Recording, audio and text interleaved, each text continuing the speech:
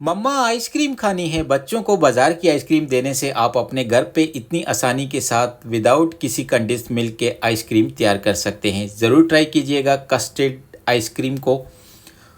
1 cup यहाँ पे मैंने मिल्क लिया है और 2 टेबल स्पून कस्टर्ड पाउडर लेंगे। ये वनीला कस्टर्ड पाउडर है और इसी को हमने अच्छे तरीके के साथ मिक्स करके 2 कप कढ़ाई के अंदर हमने मिल्क शामिल कर लेना है। हाफ लीटर के करीब मिल्क है।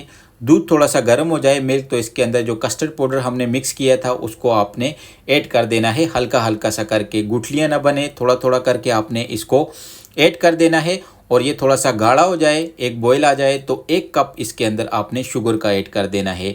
और ये जब थोड़ा सा ठंडा हो जाए तो इसको आपने एक जूसर के अंदर ऐड कर देना है और साथ में ही थोड़ी सी हम फ्रेश क्रीम ऐड करेंगे, यानी 100 ml के करीब, ठीक है। और इसको अच्छे तरीके के साथ मिक्स करके आपने एक एयर टाइट बैग में 8 से 9 घंटे के लिए फ्रीज कर देना है। चले माशाल्लाह से हमारी आइसक्रीम बन के तैयार हो गई है। Thanks for watching.